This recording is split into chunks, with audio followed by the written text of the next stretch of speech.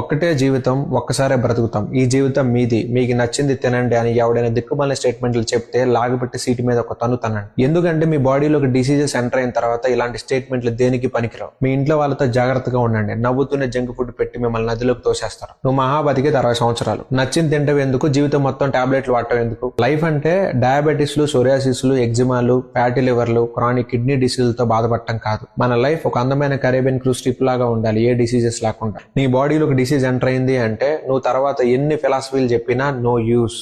ఎవడో నిన్ను దేకడు. నీకున్న డిసీజెస్ అన్ని ఒక కాగితం మీద రాసుకో. నీకున్న డిసీజెస్ నుంచి నువ్వు బయటపడాలి అంటే ఈ సమాజంతో నువ్వు ఒంటరిగానే యుద్ధం చేయాలి. జీవితంలో ఎప్పుడు ఆయిల్లో ముంచులేపిన ఐటమ్స్ తిన్నాని ఎముడి మీద ఒట్టేయి.